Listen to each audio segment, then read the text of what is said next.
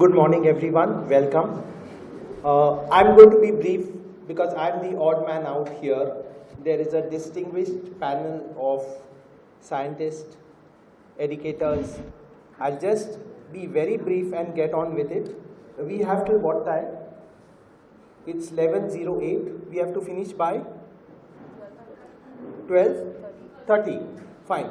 So I'm proposing that, after I move off in 2 minutes, each one maybe comes with an initial statement, if that's open to you all. And then we keep the issue open for discussion and interaction with the audience. There's a range of topics here, so I won't even go into it. We start off with a very technical point of the scientific cosmos, deciphering the impact of technology on humanity, environment, and ethics. The full universe is covered here. There are so many things to say. And once we get started, it's hard to stop. But I guess we are talking about everything from the viewpoint of writing, given the setting of today's event. Okay? And we can look at many different points, whether it's AI and creativity. Everyone is talking about AI these days.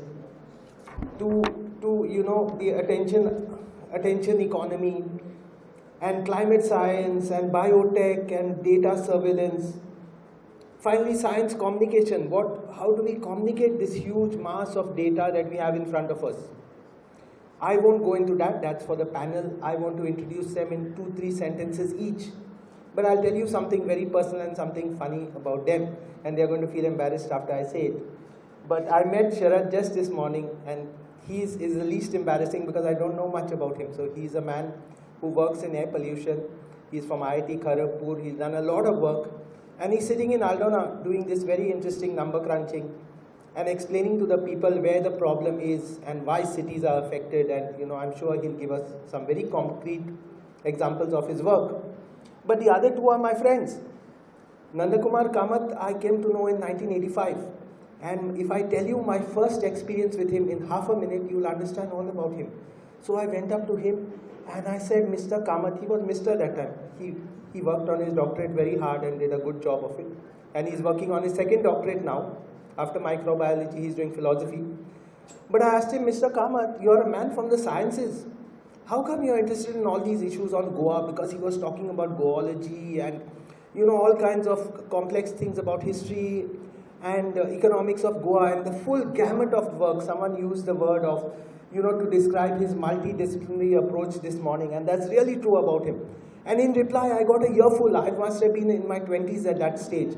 So he thought maybe that I was acting cheeky, but I really wanted to know, if you're in sciences, how do you know so much?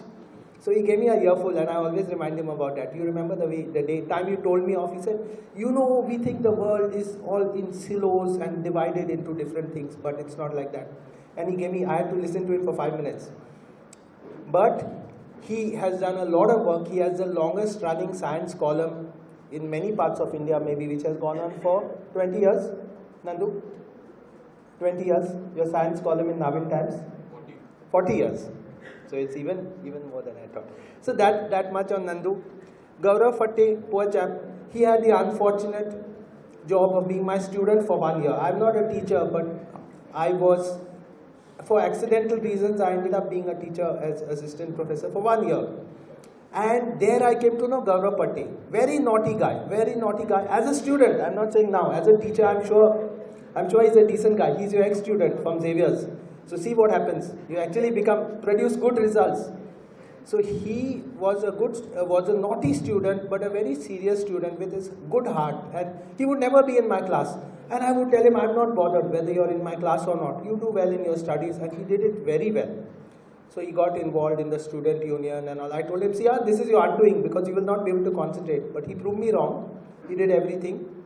Then I meet him after he finishes his course. I go to his house and he's got these 20, 30, 40 musical instruments which he's collected and he can play. And he's going to talk about that a bit today, if we have time. And I was really impressed. This guy, when people were homeless on the street, he would cook nice clean meals or get it cooked and deliver it to very poor and homeless people on the streets. So, there are many sides to all of us which we may not know. So today morning, we'll focus on the science side. I will request each one to make an initial statement of 5 to 8 minutes. Please don't mind. I know I'm being unfair, but we'll have a lot of time for interaction. If you go beyond the time limit, someone will send me a note and I'll pass the note on to you. So please, I will leave it at that and get down to the topic. Feel free to give us any perspective because your work is so important, but somehow link it to science communication because that's why we are here. Okay? So maybe I would request Dr. Sarath to start, and then we'll go to Professor Nandu and finally a young friend.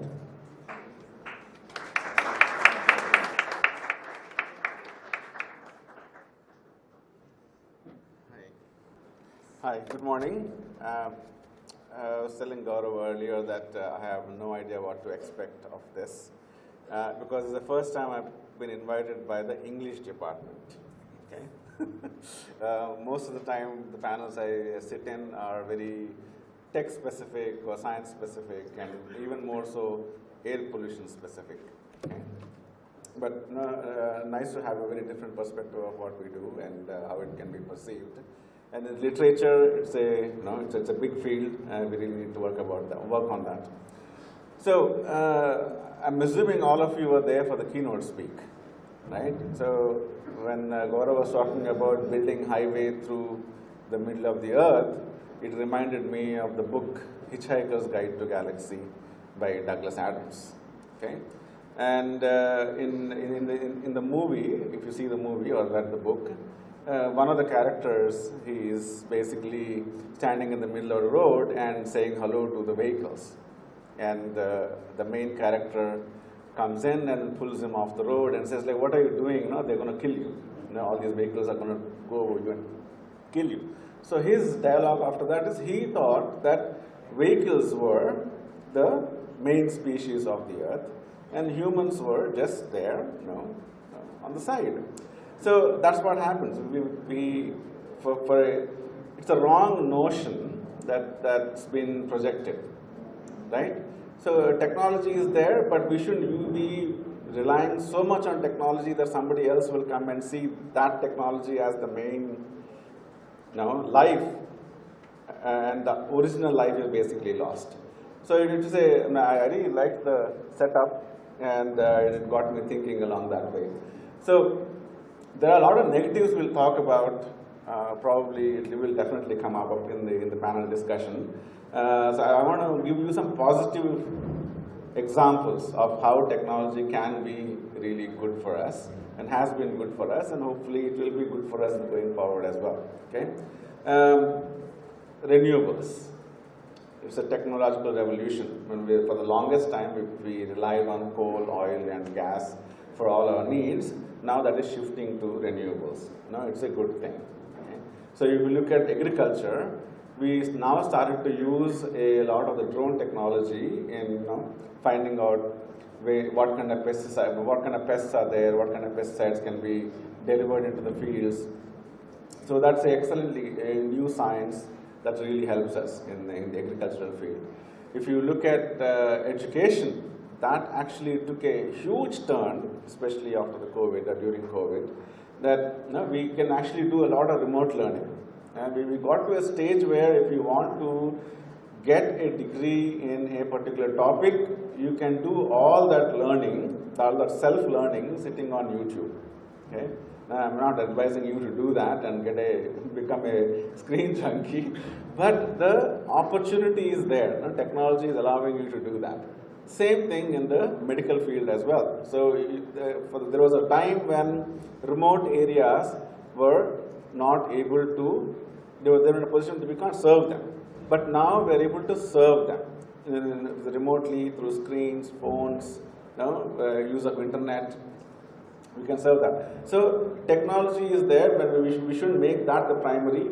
We should find ways to use the technology for the benefits of our life. Okay? So I'll leave that on a positive note because I have a lot of negative stories as well, and something that we'll pick up afterwards. Okay? Thank you.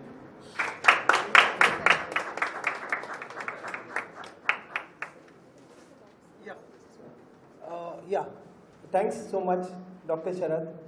He encapsulated his much vast experience into a short and sweet presentation.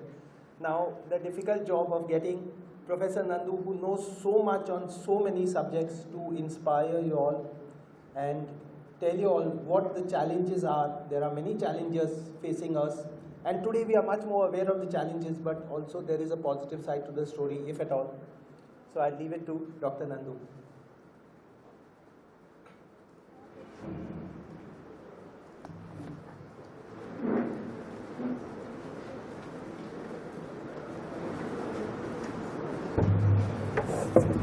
What a boring day and what a boring topic on Valentine's Day.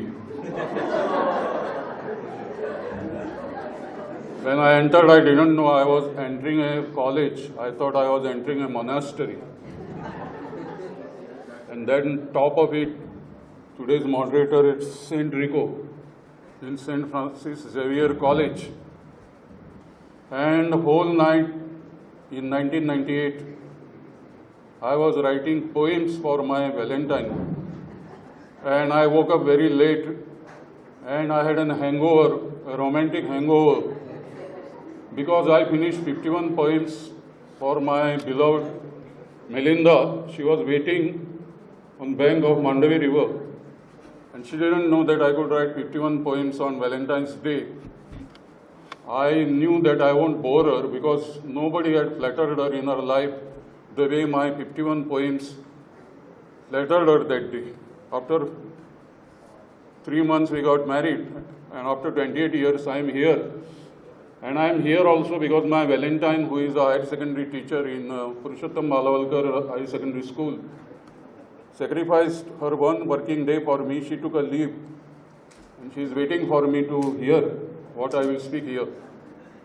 My first fear was,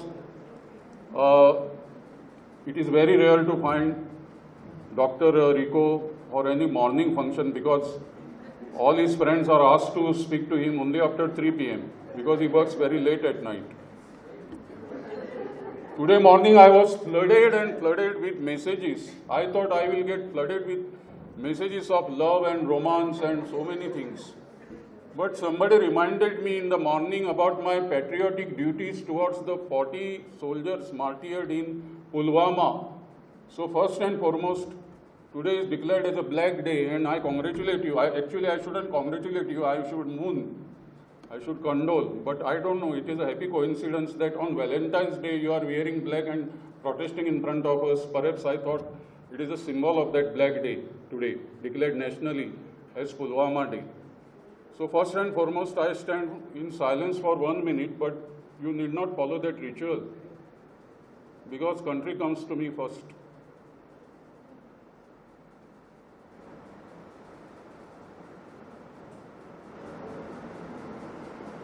Thank you. But before country, the cosmos comes to me first.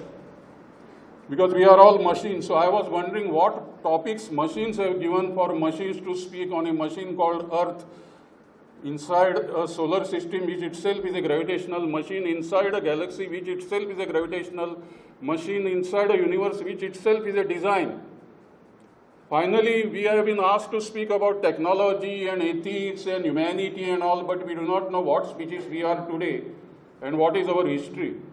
So let me begin and complete my first phase of this mission, a boring mission for that matter for a Homo sapiens like me, because my story begins with the birth of the cosmos as a Homo sapiens. I am here as a biological, biochemical machine with greater intelligence, but I don't think my intelligence is superior than the other species, including the most intelligent, so-called in quote marks species that you have all encountered. Could you name that species? The most intelligent species that you have encountered in your life. And you are also sort of having a dread of that powerful machine.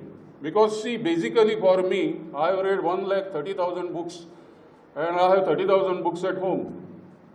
And I don't want to claim, because I always try to see anybody speaks what is the breadth and the depth of the knowledge and on basis of what resource that man or woman or Homo sapien speaks. Because autonomously, you just cannot think of something. Like I have never claimed that I am a poet, but I have 4,550 poems on Poetizer. And I was recognized as third largest prolific writer in the world in 70 countries during the COVID time. The most dreaded RNA-based machine is COVID-19, which is SARS-CoV-2. There are hundreds of variants of this. We first faced the Delta wave, then other waves. For me, now this topic boils down to this. For all of us, except an IITian like him, he knows to explain every device. I know to explain every device and its functioning because structure and functions are integrated. All technology is design. Universe is a design, very complex, controlled by fundamental forces. And that was proven because we only know the electromagnetic spectrum to define technology. But detection of gravitational waves itself proved that there is something called space-time continuum. And basically, I am a time traveler. I am indestructible. You please consider yourselves that you are just a collection of n number of atoms in a universe which is 13,700 million years old. At least that is what we know. We don't even know today that what we are looking around is really the physical reality and not an illusion. That problem has not been solved. So what technology we are talking about with such meager, insufficient knowledge, because for 99.9% of the humanity, Homo sapiens sapiens, the present species that is dominating sixth biosphere on a planet which is 4.56 billion years old in a solar system which is 5 billion years old, in a galaxy which is 10 billion years old, and in a universe which is 13.8 billion years old. Technology for all of you, most of you, is like magic. But technology is science in action. It is that species, Homo sapiens sapiens. They know whom to love, whom to hate. They know what is food, what is poison. They know what is good, what is evil. They know what is truth, what is untruth. They know what is justice, what is injustice. So how technology can be evil? You are evil. Admit it. Are you admitting that you are evil? You see how selfish you are.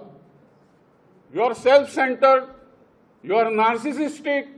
You are a species which is dominating 3 million known species on this earth. In this sixth biosphere, this sixth biosphere exists here, and we witness its resources, use its resources. 5 biospheres have been destroyed, 11 upheavals in the history of Earth. We say, see the title, very, the inaccurate title. Man, not human, not human. What is man? Huh? How many men are there here, and how many humans are there? Are there more humans in the audience than men? Where are women? Do you see women in this man? Yes or no? Answer. Yes or no? Then you will see the contradiction of the topic itself. And you see yourself the truth, that it is human. We are a biochemical machine. We can't deny the fact, because that machine is based on a blueprint called DNA. And we will engineer that DNA. What generation you are? What generation you are? You know you are Z generation. What generation I am? 1958, I am a baby boomer. I don't know whether he is a baby boomer. Excuse me. I don't know whether you are generation X. Maybe it's generation X. Maybe generation Z. And there is going to be a generation beta, 2025 onwards. Many of you who will become parents, you will become parents of generation beta, and you will be thinking of technology in a new manner, ethical or non-ethical or unethical manner. You will be desiring customized babies. The human population may perhaps be reduced to a mechanical exercise of microseconds and not 2 or 3 minutes. People will think 10 times before they read the algorithm to kiss, and so on and so forth. And robots, various types of custom-made designer robots will serve the generation beta. So I'll stop here because I can go on, as he said, that everywhere I am warned. And when I shifted to Mapusa, people said that they cannot invite me because they are scared of me.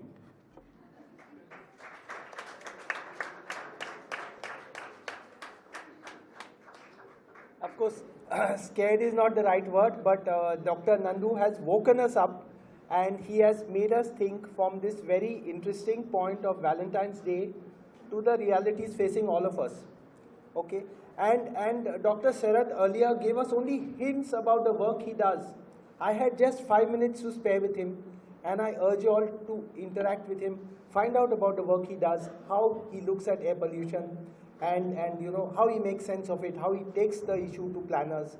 Thank you so much to our first two speakers for giving us a lot of food for thought, reminding us that we in English are still stuck in a time warp, so we will think of gender-sensitive languages, we have to. But at the same time, keeping the reality and the seriousness of the issue in mind while also reminding us of our own human frailties. Over to Gaurav, who, as I didn't do my job properly of introducing him, but you already met him in the morning session. He's a teacher at Sharada Mandir. He has a very good reputation among young students for keeping his class interesting, and I'm sure he's going to do that today also.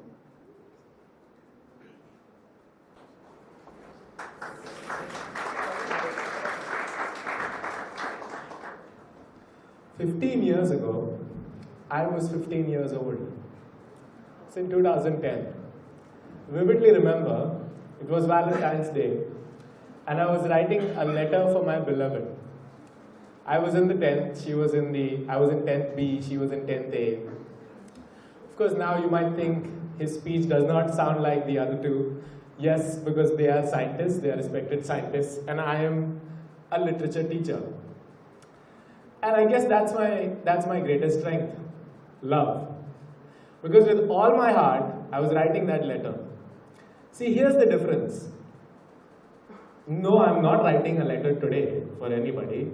But if I were to, perhaps it would be easier to send it over a text message. Because it's more convenient, you type it out, you tap a screen, and then it goes to the other person. But back in my day, we had to write letters. Even if I had to call her, I would have to dial the number and pray to God that her mother does not pick up, because it was a landline. Today it's much too easy for you. You can just drop a text, slide into somebody's DMs. Technology has made things easier. The question, however, is this easy better? It's easy, no doubt, but is it better? Because from the things that we see around the world, we see that there are systems. Everywhere, in every place, there are systems which are put into place in order to make things more efficient. Efficiency is the word of today. Everywhere you look, be it in the job market, be it in a college, school, classroom setting, you've got to be efficient. You've got to keep everybody's attention at all times. There is no scope for creativity. There is no scope for mistakes. Well, personally, I don't think that's better in any way. Because as humans, as Homo sapiens, I think it's our birthright to make mistakes. It's our birthright to be creative. And that's the only place where we learn something new, where we can showcase our true self. Now, I don't have to harp on the fact that technology has overtaken all the creative forces, it's overtaken art, it's overtaken music, blah, blah, blah, blah, blah. I don't have to harp on this. You already know this stuff. What I'm trying to tell you, that you can't stop this train. It's not up to you to stop this train. You've got to adapt, and at the same time, you've got to understand that putting in effort into anything is what life is all about. Because if all your efforts are for nothing, if whatever you do just doesn't make sense, then it's all just surface level love. I wouldn't even call it that. Because you don't have to put in effort to pursue somebody, you don't have to put in effort to find information on the internet. Back in the day, we had to visit libraries. We had to scour through hundreds and thousands of books. But today, it's all at the click of your hands. Is it necessarily better? That's the question that you should be asking yourself. Thank you.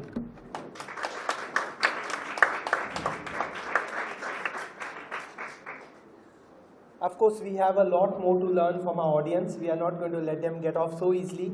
But maybe at this point, to make it a bit interactive, 1-2 questions. Would anyone like to go? I know that first question is always the toughest, no? It doesn't come.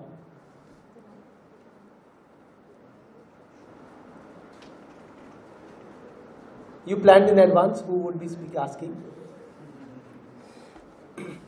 Please. Yeah. Why do you think there's a lack of science fiction in India and sorry, Goa? And do you think that technical knowledge of science is required for you to write science fiction? Very good question. To the panel. Anyone can.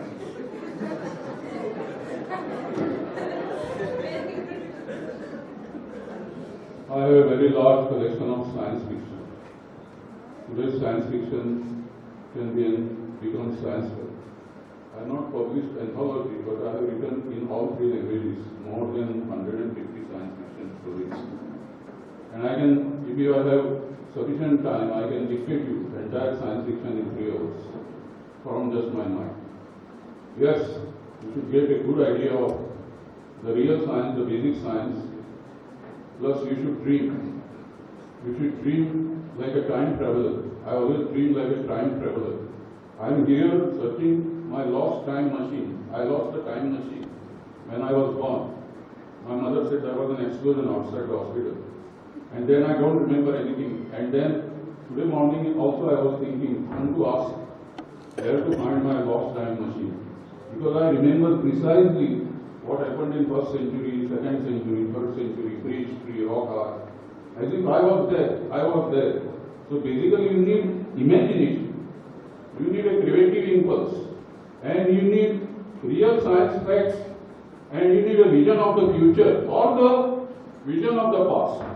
And you can write in both ways, science fiction on the prehistoric past or immediate past, or in distant future. But definitely I can tell you, those who are science fiction writers, they do really study basics of science. Thank you. Someone else? No, there's 1 second. Let Dr. answer you. We'll give you time. No. No, I completely agree. From a budding student who wants to write, it's good to know that background on whatever topic that you're working on. Okay? And going back to some of the comments earlier, there was a time when if somebody wants to write, it would take a couple of years, maybe a decade to know about the topic. Then they start putting some notes together, write a book. But now you have a lot of those opportunities at your fingertips. Yeah? So if you want to write a good science fiction book and you want to talk about a particular topic, a science topic, it's very easy to collect information. Okay? So that should not be a bottleneck anymore. Okay? Knowledge is power. The more you learn and put all the right words, the right themes into your story, the more it will sell.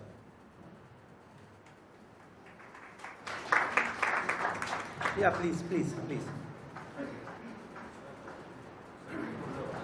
Sorry?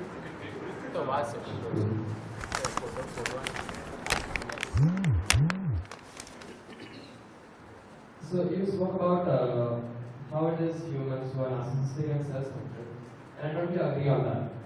Humans are narcissistic, selfish, greedy, self-centered, traits that we inherently have, which is nurtured by the forces around us, the harmful influences we put a tag on it. My question is that how should we even allow humans to have power over technology then? You give humans knowledge about fire, they burn down villages, give them knowledge about ignition, physics, molecular science, and they wage wars with it, build arms, nukes, and now the most recent AI technologies. Someone? Sure. I'll be brief. Look, again, we should not be looking at technology and all this development as a negative thing. So there's this lot of opportunity in making good use of this. Okay. Then AI thing, I expected this to come at somebody. So we are using AI these days a lot, and I think a lot of these users are going more negative for the wrong reasons. So we don't want that to happen. And the theory is, if you are asking a question, you should ask for how that you can do something, but don't ask it to tell you what to do. The minute you ask, okay, what can I do, then it will dictate you. It will take over your opportunity, your will to do anything. But if you already have a decision in mind, saying, okay, this is what I want to do, but I don't know how to do it, take the help. Now, the question is how you use that technology that's at your hand, and not, okay, what can I do with this? Then it goes in a completely, tangential direction. Okay, how is important?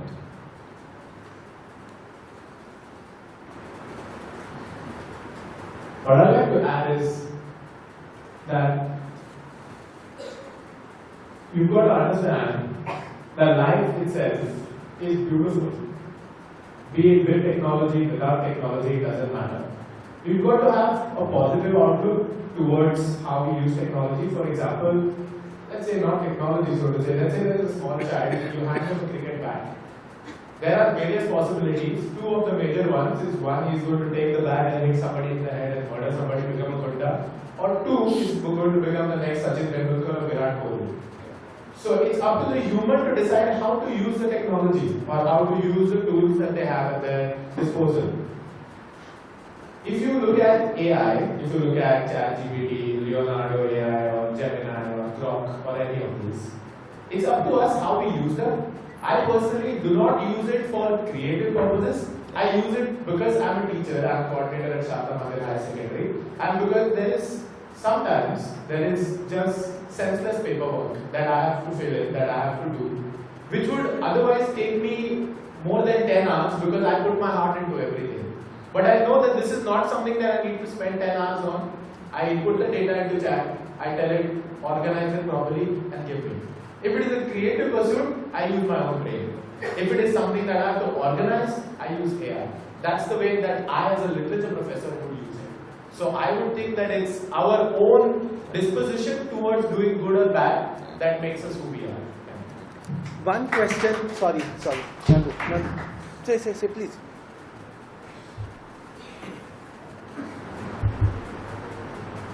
As a scientist, you always get humiliated. You are very soft on you. Very soft. You are most ungrateful person that I have seen in the world. Are you from Royal Congress constituency? Because he is going to censor all of you, your previous generation. No social media. It is a dangerous technology. The government will decide for you what is good, what is bad, what is right, what is wrong. And you will meekly, timidly, Asu, Bogu Babu, Asu, Sadaran Bengal, basically it's like this. You show me here any artifact, any item which is not product of a technology, then we leave this off. Your clothes came out of technology or something else, some prayers by someone, some government. Your mic, why you use the technology mic to express yourself? You could have simply stood there and shouted. Why are we sitting on the chair, on a concrete surface with tiles? Is it not abuse of technology, sir? And why we need this artificial ecosystem or habitat? And why that energy guzzling air conditioner?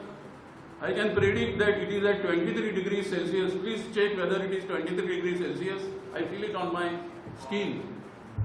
What is the temperature? Yeah, so you see that you are using technology to abuse technology. And that is possible only for the most arrogant of the Homo sapiens, because common sense is very uncommon among us.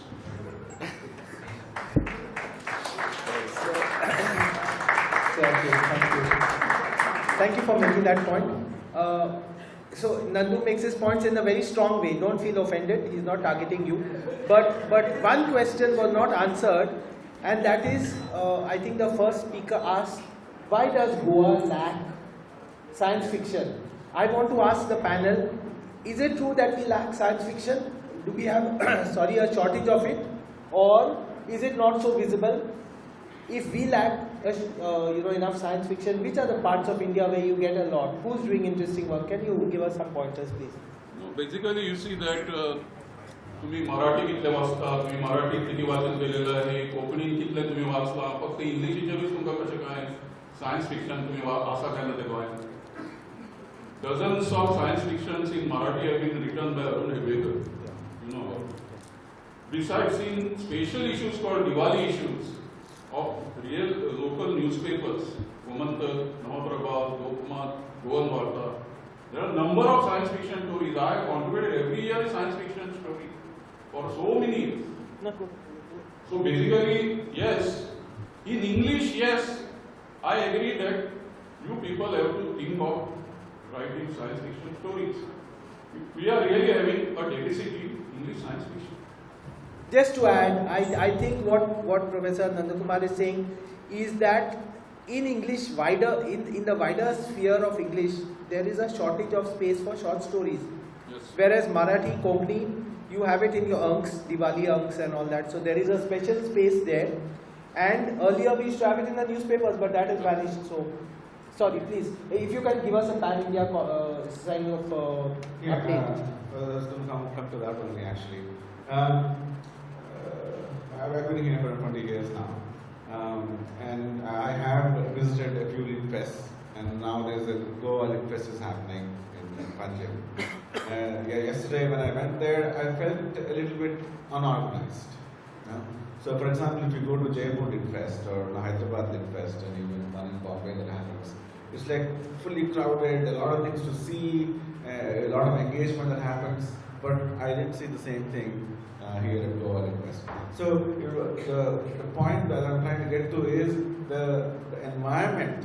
If we create an environment where this on and off discussions happen, and this not only just the topic itself, but the medium itself, the concept of science fiction, the concept of having those books. I think if that is created, automatically the need for that topic to also take upon it. So I think something why it is not a big thing in Goa. I think what's happening now with this Lit Fest could be an example. If we can expand that now, there's a lot of opportunity.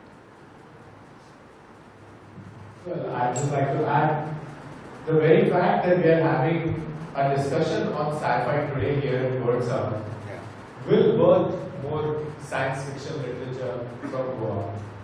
There are so many of you who are sitting here in the audience who will go on to write these short stories and these novels. In fact, when I got a call to become the keynote speaker for the occasion today, I already started planning how I will write my first science fiction story, which you saw an example of it in the morning, the intergalactic highway through the middle of Earth, which will destroy all ecosystems and everything, and how for the bigger picture or for the greater good this is being done, for the greater good of the universe, so to say. Thank you. And definitely looking forward to see more science fiction stories and poetry and novellas from this very audience. And I promise you that you will see my story within the next 1 year. Thank you. We remember that. But yeah, please. I can guide anyone who is willing to write science fiction. I have thousands of themes, and it's so easy, so structured. And there was a boy, but now he's in the United States, Dr. G.M. Knight's son, who wrote 2 volumes of science fiction.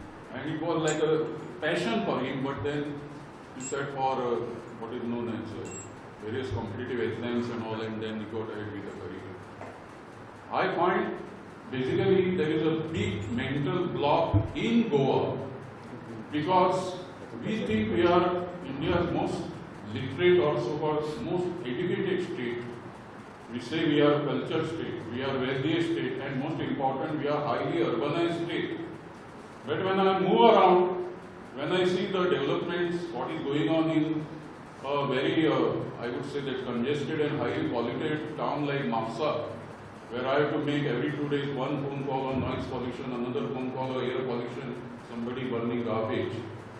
What I come to at the age of 67 years, after 60 years, 62 years of reading and going all over Goa, I found this. People are having degrees, postgraduate degrees, all sorts of degrees, diploma, certificates. But is there real enlightenment? An enlightened writer can definitely try with several forms, from plays to novels and everything, short stories. Science fiction is just a category. Okay, so I followed Jayan Narikar, who was a personal friend. You read Dr. Jayan Narikar's translated works to get some ideas. Bar Konke, another author, Niranjan Ghate, another author. You can get lots of ideas from there. You don't have to go to Brian Aldiss or Isaac Asimov or H.G. Wells and huge number of science fiction writers. What is required? Scientific temper. That is missing. So somebody asked me, what is your definition of development in Goa? I tell them this. When we got liberated, we were a highly communal, casteist and illiterate society. 1962, only 32% literacy, lot of poverty, 14% urbanization. And I said, it was 2 years back, that today Goa is still communal, casteist, superstitious and educated society. Thank you. Thank you for that reminder. Dr. Nandkumar has promised to mentor you all, and now he's going to tell us his email address. They will get it from organized. Nandk@gmail.com. Yeah. Nandkamat@gmail.com. NANDKAMAT@gmail.com. Please take these opportunities seriously, because as someone wrote, the person you met over breakfast can change the future course of your life. About the field of science and writing, there is and was a field called technical writing. It is a very interesting field for young people to enter. Please search for it, Google for it. It offers good opportunities. Financially remunerative, I don't know how interesting it might be, but it is jobs. It translates into jobs. There were people from Goa also who were involved in it in the past. Yeah. And also, in that sense, we need to. Someone also asked the question of, can you write on a subject you don't know about? Answer is flat no. Answer is flat no. If you are trying to write about something you don't know about, either it will be bakwas, rubbish, or it will be plagiarism. You have to know something about it. I fully disagree. Okay. You can write poetry. Poetry, but even there is a form Even if structure. you don't know something. about any topic, you can write poetry. Okay. You give me a topic, I will write. The English teachers are looking in horror at this suggestion, because Dr. Nandkumar is going to make us all redundant in a little while. But of course, as Dr. Sarath said, we can learn the field. We have to learn the field. So coming back to the theme, can you nudge us in some direction that we need to be looking at? Maybe for the young people, what do you think? How do we bridge technology and writing, for example? So could you ask a specific thing? What do I talk about? I'm saying, Regarding okay, theme. Nandu wants us to go to the theme, Yeah.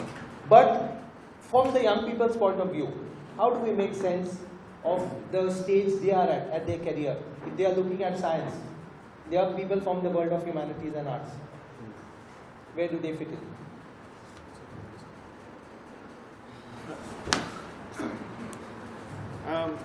When it comes to humanity, technology and humanity, that was one of the two words in the topic that was given to us.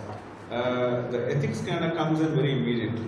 I think it's even in science fiction writing, ethics is also a very big thing. I'm really thinking out loud here. If we look at a couple of examples, if we look at ecological ethics, right? So there is now technology that's looking into bringing in mammoths. This was in the news about 6 months ago. Now the question is, do we need them? No? Sorry? Mammoths. Okay. Now you found a DNA in a frozen ice block, and then they are thinking that okay, we can actually bring it back. Their time was there at 100,000 years ago, and they were flourishing. Now their time is gone. Now we are living in a completely different world. So do we need to bring them back? Yes, technology allows it. Okay. So we can bring them back, but do we need to? That ethical question has to be from a human perspective that we need to do that. So that's science fiction. Bringing it back, it's also a science fiction. So you can write about it, but thinking that it could be true, it's just not there. So you can use that as a starting point. You start writing about that, read about it, read about extinction, read about the technology, read about DNA, it was mentioned a few times. Okay, so very important. Then there's another thing, it's called logic. In the talk itself, the Star Trek topic came, and he said that Star Trek is for 30s and 40s only people, but when I come from 50s, I also like Star Trek. So there's a very nice one of the scenes talks about needs of many outweighs needs of a few or needs of one. Okay, it's a very nice logic. It works from a human perspective. We can have that discussion and say, okay, am I going to make that sacrifice or not? Okay, so if you give that to AI, how is that decision going to make? How is that going to make the decision? It's a science fiction. It's a it's an ethical question that you have to answer. It can go either way. So it's a science fiction question, but it's a very, very human ethical question. It's going to impact us a lot. Now, do we give that power to technology to make decisions for us? Okay. So from a science fiction perspective, all these things can be explored. There is no right or wrong answer. But from an ethical perspective, it's a lot of deep discussion. It's not about just technology, but it's also about emotion and learning. Something to think about from your science fiction story. We have a very interesting panel here, so I won't let them go before asking them something about their work, because they are, in different fields. So maybe to Dr. Sarath again, maybe in 2 or 3 minutes, tell us about your work, what you're doing in Aldona, how it has an impact to how we understand pollution. Please. Aldona is just a residence. Venue, yeah. I've been here for donkey's years. I'm from military background. My father was in the Air Force. We roamed around, and then this happened to be the last spot. So my field is air quality, and it's very science heavy and technical heavy, and then it's computationally very, very heavy. And we talk about how technology is affecting this work. It's affecting in many ways. A lot of the initial jobs of cleaning up the data, like you said, organizing our stuff. All of that has become a lot easier than even compared to 2 years ago. Okay, so that's a big plus. But it also meant that we had to let go of a couple of people because we don't need them anymore. So there's a positive and a negative for having this new technology coming into the way. But it also opened up a lot of new avenues. For example, use of satellite data. So earlier, satellite data used to be there. It's almost like terabytes of data that's being dumped on us every day. There was no way of processing that and creating stories out of it. For any pollutant, we talk about particulate matter, sulfur dioxide, or nitrogen dioxide, ozone, CO2. For all of these, there are satellite products. And there's terabytes of data coming in every day. We couldn't do anything. But now, the new technology allows that. You have these cloud services from Amazon and Google and Microsoft. They give you all kinds of large server spaces, and we can actually do that. Earlier, all we could do was do it on one laptop. So we're not now constrained to one laptop. Now we can use 1,000 laptop at the same time, sitting at home here. So technology has enabled that, but it also now opens up a few more people. So I need to get new people with new kind of skills to process the information and telling new stories. But I want to bring it back to this last point, telling stories. Everything that we do, all the number crunching and using science and technology and everything else, it comes down to storytelling. I can do a lot of math, a lot of physics, and I come up with these maps and everything else. If I can't build a story on that map and explain it to more than my colleague, explain it to at least 1,000 people who are non-technical, who are the ones who are going to take decisions on environment, I'm not doing my job. Storytelling, at the end of the day, anything that you do in any field, storytelling comes down to the path that's going to spread. So, sitting here, I work on air quality, but my primary job at the end of the day is storytelling. Gaurav, tell us about your experience with musical instruments. Is there some science in them? Is there some logic in them? Is there some mathematics in them? How do you learn so many instruments and how did you collect them? I'm sure the students would like to know. So to start off with, there's so much science which is involved in all music instruments because they are based on concepts such as vibration, resonance. We have electric guitars in which there are pickups, which are electromagnets that pick up frequencies and then they amplify them. So my journey with sound, to be honest, when I was here in college, my teachers would remember that I have always been an atheist when I was here in college. With long hair. With long hair, of course. And in all discussions, I would challenge the ideas of people around me, saying that no, a God cannot exist and all of that. Eventually, with my journey of music, I found otherwise. My perspective of life changed, and it was music that changed it.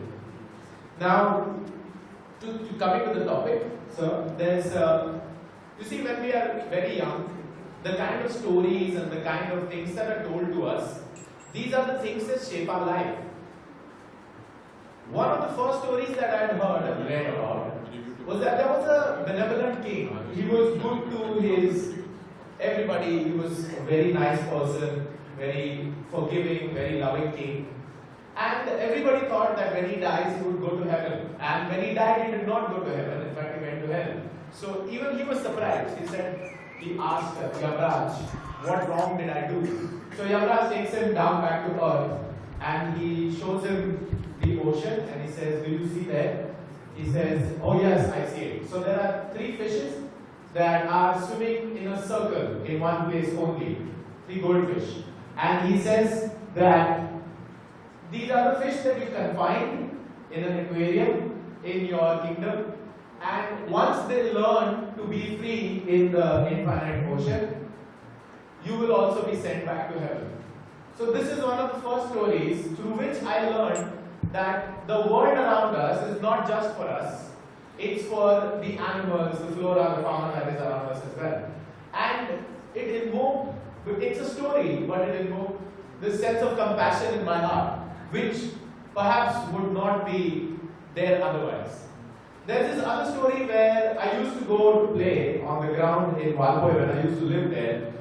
There was this gentleman, he would come and he would tell me that the very fact that you are even walking on the grass is, you are disturbing the natural environment. Because he said that ground is the home of the grass and you are invading it. Even this, it deeply touched me in the way that as I grew up, the only thing I wanted to do was to retire to the Himalayas. That leave everything behind, just go and meditate so that I don't pollute, I don't destroy, I don't consume.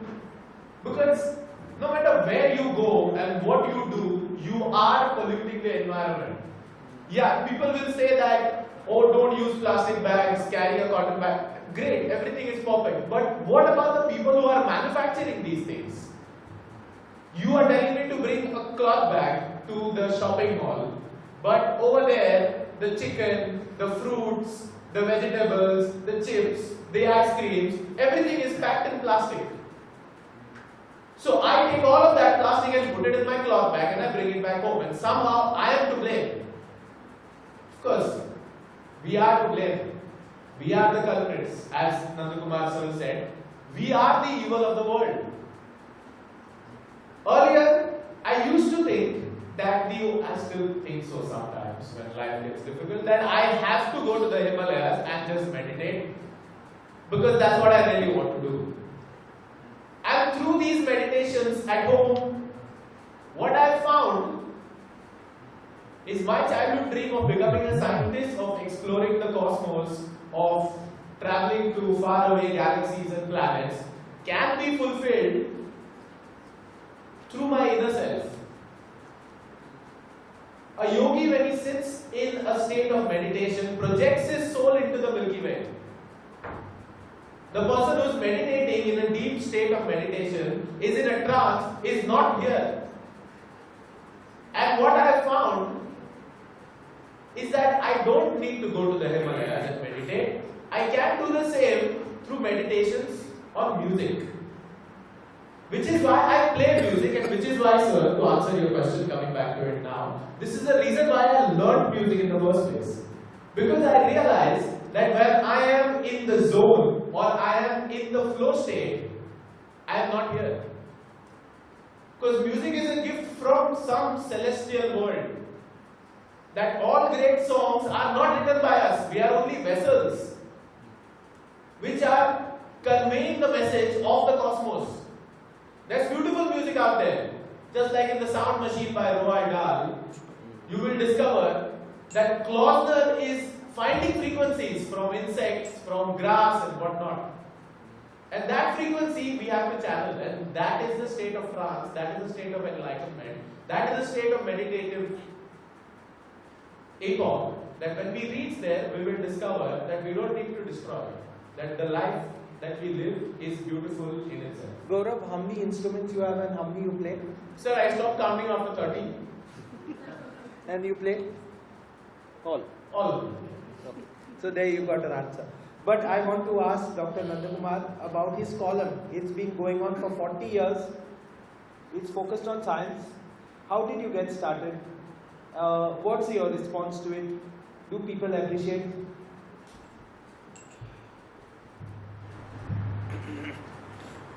We have 76 people in the audience. When you started, there were 54. Then at the highest peak of the program, there were 87.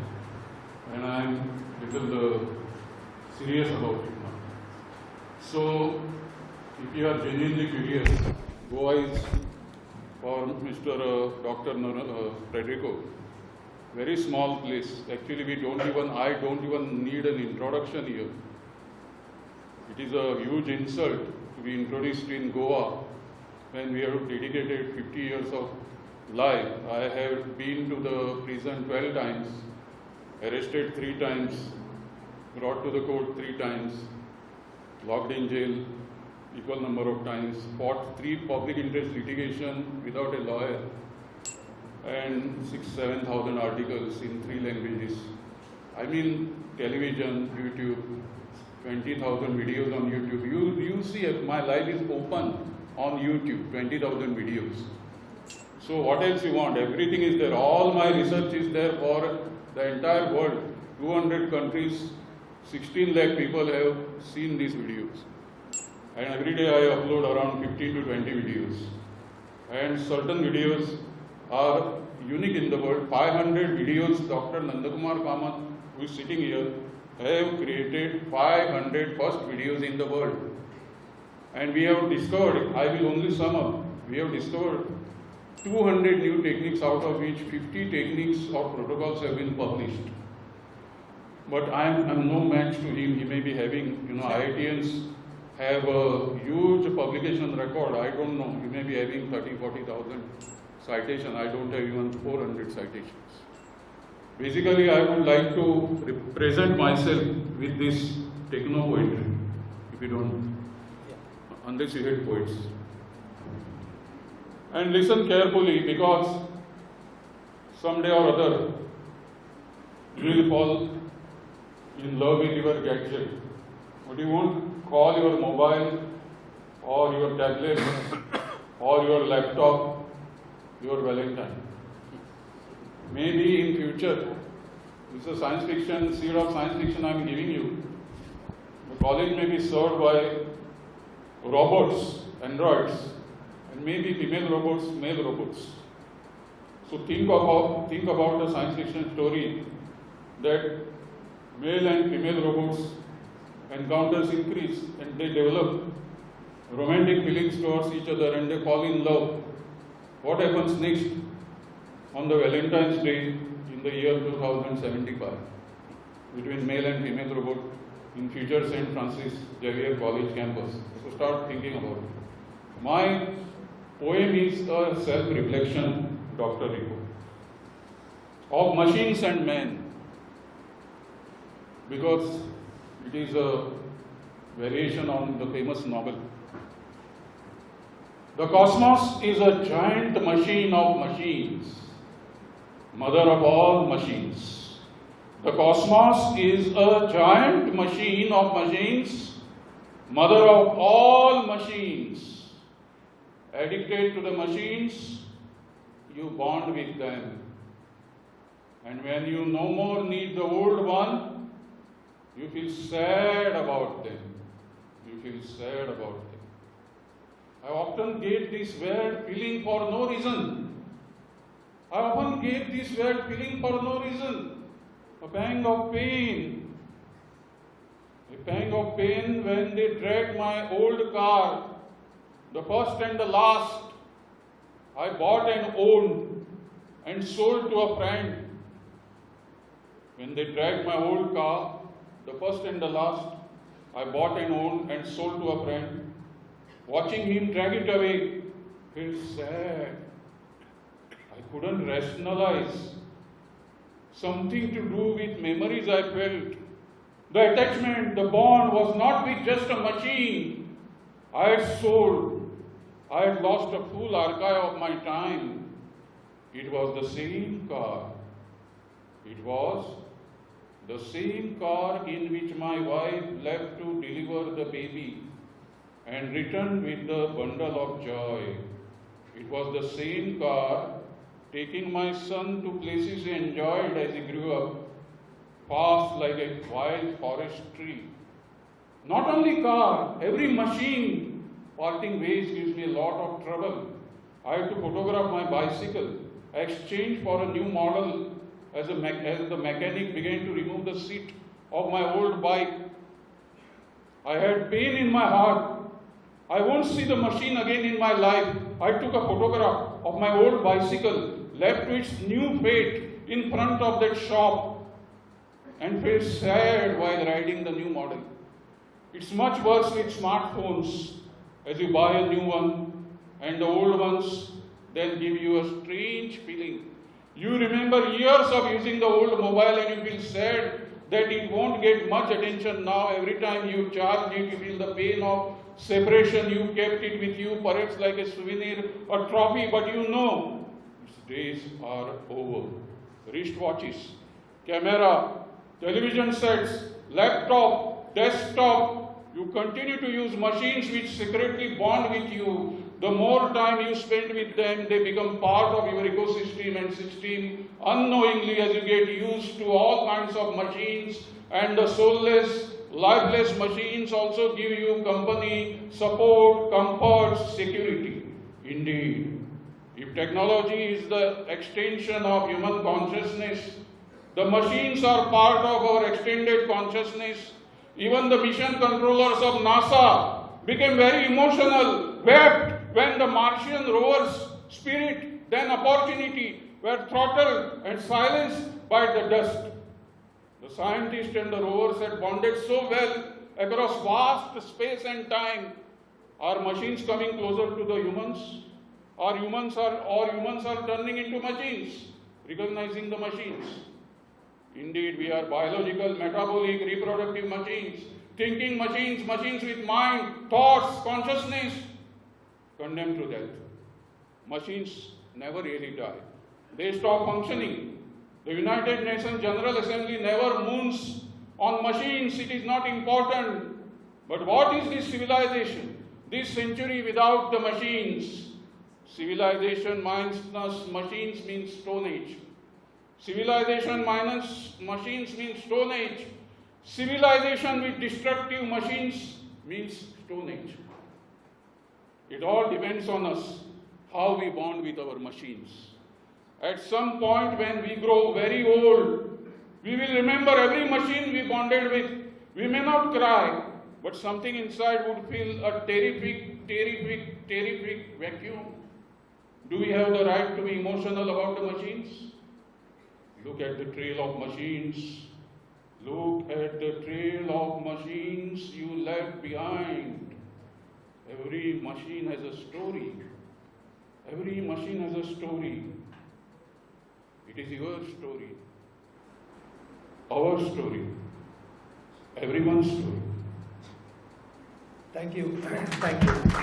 That was extremely nice way of putting all our thoughts and feelings and bringing these two subjects together. Dr. Nandu has put his finger on the pulse. When I sold my first bike, which I had bought when I was just a student, I actually cried. And of course, I don't have the words to put it in like how Dr. Nandkumar has done it. In exactly 6,132 words, he's told us a poem. No, that was just a made-up number. But it's very well that he's put it across. See, this panel has tons of experience with them, all except myself. My job only here is to get it out for you all and to make you all realize how important it is. So what you all have seen so far is the tip of the iceberg. Please interact with these people. I would have loved to stop on Nandu's high point, which he took us to, but we still have a little more time for interaction, maybe 15 minutes to go. So please take the most of it, make the most of it, and ask. You have a lot of experience here. We are just skimming the surface still. Any questions? Yeah, please. Hello. I should probably introduce myself first. I'm Xavier, a science student myself. And I've been following the scientific world for a long time. What perhaps I first wanted to say is that humans have uncovered the knowledge and ideas and innovations that have indeed revolutionized and the human society. We have improved the lifespan and quality of life, medicine, travels, luxuries. I love my watch, my e-bike, the four walls I call home, and the bridge over which I control the earth to jump off all the time. But when we make certain groundbreaking innovations and advancements, like atomic fusion or fission, which has the potential to improve or destroy a civilization, how do you make it so that your innovations are abused to do the latter? I will have to think that while you do feel the correct temperature of the air conditioner on your skin, my skin crawls at the thought of a few elites who have the big red button to end us all, or the AI technologies being given no restrictions to unravel a society to be abused. So I guess what I wanted to ask you is, what would you do to prevent such disastrous use of your work of scientific innovations? So nice to see science students also coming for these events, because I think writing is a skill that anyone can use. Tomorrow you're a doctor, engineer, you can always write. You can shift over to your field. That's a dangerous suggestion, because I came for a workshop on blogging here, and after that Nigel Brito joined the Times of India. So I mean, he was a BCA student in those days. But writing is a skill that all of you all need. But to come back to your point, if anyone would like to answer. A very short thought. The Goldilocks principle. Things are hard and things are easy. Okay? But there's also just right. Okay? Innovations can be bad, innovations can be good, but there's always just right. We have to find that just right. That just right is not going to come from a book. That is something that will come from the experience. So when we have the history of how technology has been used both for good and bad. So we need to find that just right. Like, do we push the buttons enough to make it good for us? Okay. So this fission and fusion technology itself, just right is we stop at using that for energy generation. Just right is that we want to electrify as much of our land as possible.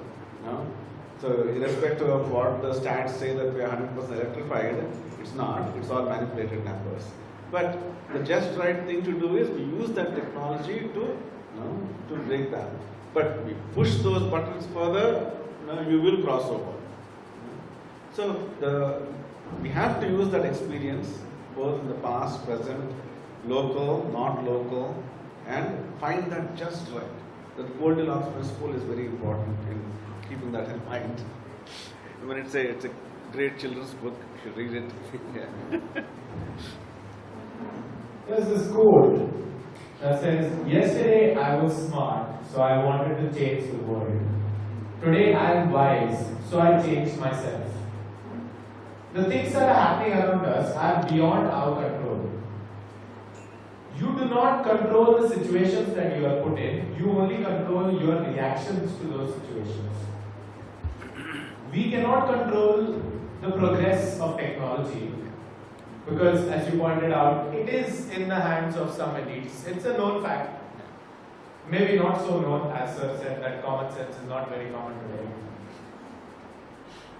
What we need to understand here is that we need to change ourselves first, ask ourselves this question: am I doing the right thing in everyday life? You can see there's so many things that we do ourselves are not right. They're not right for the environment. We could be great teachers, great scientists, but there are so many things that we ourselves do, such as something as trivial as drinking from a plastic bottle, so to say, or using 10 ACs in a room full of 87 students. So are we doing the right thing? That's a question we need to ask ourselves and then ask the elites. Because when the elites are there, they are not looking at a small community, they are not looking at a village. They are looking at the bigger picture. They are looking at state, they are looking at country, they are looking at planet, they are looking at galaxy. They are not going to be bothered by a few trees being cut in some village somewhere. That's none of their worries. They are more worried about how am I going to look at the bigger picture and how I'm going to build up the entire world for them. So we as the inhabitants of that small space need to look at ourselves first, then look at our homes, and then look at our surroundings. We can talk about wars in foreign countries, we can talk about pollution in the Pacific Ocean, but what are we doing about the pollution right at home? What are we doing about the garbage that's fallen right next to our own home? Are we going and picking that up? That's a question that I feel we should be asking ourselves. That's why I started off by saying, yesterday I was smart, I wanted to change the world. Today I am wise, I want to change myself.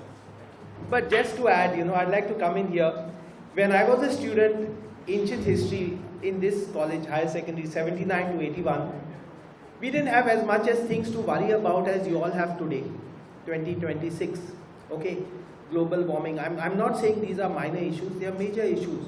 Global warming, climate change, pollution, whatever it is, and social media and attention economy and all that. Sometimes I wonder, is this because the problems have got worse or because our awareness of it has grown? I'm not reducing the importance of these problems, okay, don't get me wrong. Or maybe a mix of both. In those days, what was the problems in the 80s? HIV AIDS, serious problem. Our friends were dying. One of my college mates was from here, the first AIDS patient in Goa, Dominic D'Souza. And when they detected him, they put him in this TB sanatorium here in Mapusa, and they were armed guard, and we were in the papers, and the papers were reporting it so sensationally, and all these kind of things were happening. The way they were talking about HIV/AIDS, again, I'm not reducing the importance, please don't get me wrong. So they were telling us that 40 million people would die, and every 1 out of 3 persons in Africa would die, and the continent would be wiped out. And I was just thinking how much of that has come true. So some months back I was searching, and actually 40 million have about more or less died. Only we have normalized it. So we have accepted it over the time. And it's not, doesn't seem to be such a big concern or funding concern now. So I'm saying that the other issues also that came up, the other main issue that came up was the population bomb. In economics, I don't know your textbooks, probably not now. In the 1980s, we were studying about population bomb. How it's the worst thing that has happened to our country.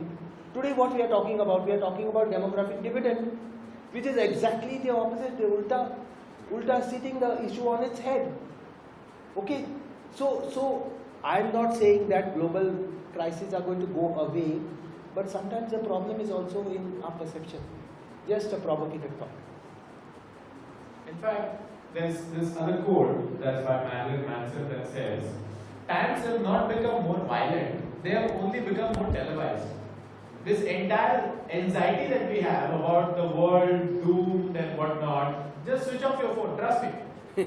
Put off your phone, put off YouTube, the internet, take a walk in the park, take a walk somewhere, you will see that life is so beautiful. You will breathe in fresh air, you will hear birds, you will see things that you miss every day because your head is in the phone. And newspapers also. Newspapers, please, yeah, exactly. Because the news that sells is negative news. So it is going to be published more and more. This entire anxiety that we have about technology, yes, like Frederick Sir said, you should not disregard these causes. But what we need to understand that life has always been like this. Humans have always had problems. Earlier it was HIV, before it was kingdoms being looted, something else being plundered, before it was something else. Today these are the problems. Problems will always exist. One solution to these problems would be to write. If you want technology to turn out better or you want to make people aware of the perils and dangers of technology, write science fiction. Tell them that this can grow into this idea. The great automatic grammatizer, again Roald Dahl, he predicted ChatGPT before it even happened. That's what we need to do. We need to look at ourselves first. Trust me, get off the internet, take a walk in the park. Life is beautiful. Yeah, Nandu, please. Last 5 minutes to go. Yeah, and my advice before Take this. Take this, Nandu. It's okay. I'm not sure whether this college will have the courage to invite me again for specialist lectures, workshops on most advanced topics. Despite being an educationist, founder of Goa University, senator, having worked on Goa board for 6 years, executive council, and written record number of public policies in India for state government, most of which are gazetted and are influencing your lives. So, I don't know if we are forms of Socrates. Only the envelope cup is not sent to us. But I am waiting for it. My advice is very simple: marry early, have lots of children, because our species is going towards extinctions. Goans will be extinct as ethnic goans, going by the fertility rate, mortality rate, and fast declining male sperm count, which has fallen below the optimal 160 million spermatozoa per ml to less than 45 million spermatozoa, and fertility clinics are increasing. These are very serious issues which no counselor will ever discuss, that how our society is turning sterile and impotent, and why people are marrying late and not marrying at all. And now recreational sex is more important and interesting and entertaining than procreational sex. Because I had 9 siblings and I was always wondering that when my mother used to carry a baby. Okay, so we have transited from that baby boomer and generation X to your generation Z, and you are now witnessing generation alpha and beta. So the most important thing is, for me, at any age, as a scientist, as a writer, as a poet, as a thinker, as a philosopher, as a policy maker, as an activist, because what he said was something which is artificial to me, because we were brought up in a tradition to learn from everything and everyone. Nobody told me, I never heard any lecture of spontaneous voluntary service. Means what he's saying is something new for me. that people have to be told to pick up garbage from the street or sweep or do DVD or extinguish a fire which they see, and all these are things which you have done routinely. Now it has become like a sort of a standardized way of telling people to do this and that. Most important thing is we started, all of us should know that from a bottleneck population of 11,000. How old is our history? I say 12,800 years. After 12,800 years, I am holding a mic here and lecturing you. In this panel discussion, aren't we lucky to survive 11,000 people? At the Ice Age bottleneck population, humanity expanded to 8,400 million today on planet Earth. And what has kept us going on and on and on and on? What is it? Not merely thinking, not just intelligence, not just thoughts, not just passion. Think about it. Look at the beaver, look at the tailor birds, look at the animals, look at the termites which build the termite mounds. 5 million, 10 million ants inside, social insects. Honeybees, thousands. What is it? Creativity. Are you creative? Are you creative? Are you creative? Can you sing spontaneously, or you are just a very secretive bathroom singer? I sing a lot. I look at the birds, I look at the sky, I look at the clouds, I look at the monsoon, I look at the thunder and lightning, and I sing. Why? Because song is us. Creativity is us. He mae dhyava dipta diti vasundare prithvi. He mae dhyava dipta aditi vasundare prithvi. He mae dhyava dipta aditi vasundare prithvi.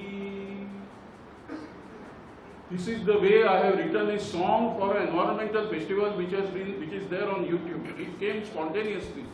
Aditi, Dhyava, Prithvi, Vasundara is this earth. So every day, taking inspiration or whatever benefit from this panel discussion, we are not perfect people. Nobody is perfect. Even nature is imperfect. Earth is imperfect. Everything is imperfect. Only perhaps the divinity is perfect. And we can't experience divinity without spirituality. So spirituality and creativity we have to carry with us when we leave this hall. That was excellent, and really appreciate. On that high note, I will not say anything more because we are almost exactly on time, 1 minute late. Thank you so much for this extremely nice panel, and not only nice, making a lot of important points of food for thought, but connecting it with the issues and with something that students and all of us can understand. Thank you so much. Thank you. Nandu, thank you. Yes. Yes, sir. Your plants are plants.